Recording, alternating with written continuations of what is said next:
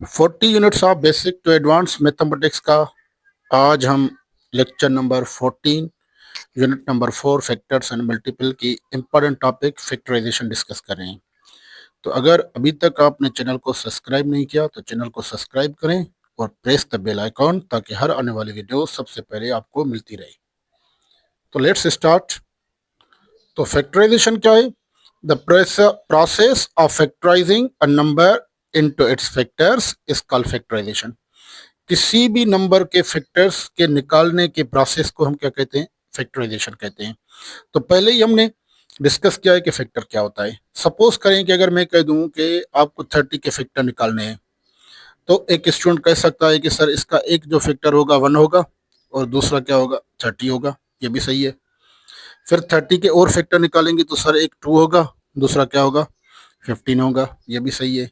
फिर 15 के फैक्टर निकालेंगे तो सर एक 3 होगा, दूसरा क्या होगा? 5 होगा। तो यानी 30 के जो फैक्टर है वो क्या हो गए? 1 हो गया, 2 हो गया, 3 हो गया, 5 हो गया। तो इसको फैक्टर्स में तकसीम करने को, फैक्टर्स निकालने के प्रोसेस को हम कहते हैं फैक्टराइजेशन। अब इसका एक रूल होता है। वो रूल क्या है? The product of all factors of a number always equal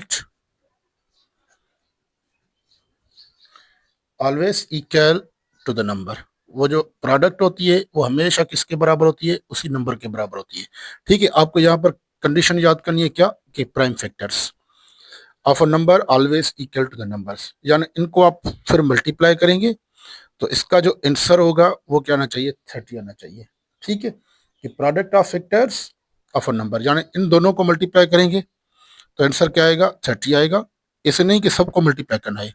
इन दोनों को मल्टीप्लाई करेंगे तो आंसर क्या आएगा? 30 आएगा। इन दोनों को मल्टीप्लाई करेंगे, फिर इन तीनों को मल्टीप्लाई करेंगे तो आंसर क्या आएगा? 30 आएगा।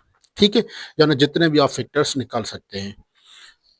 उसके बाद है प्राइम फैक्टराइजेशन। प्राइम फैक्टराइजेशन क्या है? The process of factorising a number into its prime factors. ठीक है, यानी किसी भी नंबर को प्राइम फैक्टर्स में फैक्टराइजिंग करने के प्रोसेस को हम क्या कहते हैं? प्राइम फैक्टराइजेशन कहते हैं। ठीक है, तो फॉर एग्जांपल अगर आपको कोई कहे कि प्राइम फैक्टर्स ऑफ 60 निकालें, 60 के प्राइम फैक्टर्स निकालें, तो इसके क्या होंगे? दो मेथड होंगे। One is called division method, other one is called tree method. एक है हमारे पास ट्री मेथड और दूसरा है हमारे पास डिवीजन मेथड। तो डिवीजन मेथड में फैक्टर्स कैसे निकालेंगे? 60 को सिंपली डिवाइड करेंगे तो 60 पे 2 की टेबल जाएगी 30 टाइम्स, फिर 2 की टेबल 15 टाइम्स, फिर 3 की टेबल वो क्या हो जाएगी? 5 टाइम्स, फिर 5 की टेबल 1 टाइम। तो 60 के जो प्राइम फैक्टर्स हो गए वो हो गए 2 multiply by 2 multiply by 3 multiply by 5। तो देखो इन सब की जो मल्टीप्लीकेशन है ये बराबर आनी चाहिए किसके साथ? 60 के साथ, क्योंकि ये रूल है। अब ट्री मेथड क्या है कि 60 के जो पहले दो फैक्टर होंगे वो होगा 2 और क्या? 15।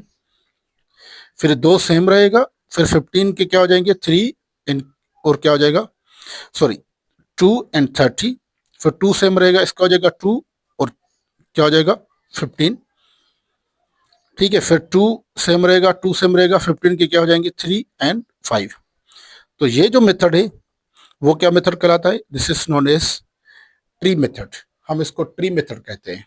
ठीक है, यानी पहले 60 के 2 और 30 हो गए, फिर 2 सेम रहेगा, 30 के 2 एंड 15, फिर ये दोनों 2 सेम रहेंगे, फिर 15 के 3 and 5।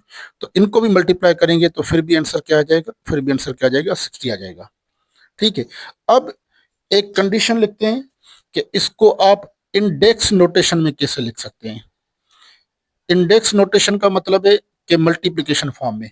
Index notation of prime factorisation, prime factorisation का इंडेक्स मेथड।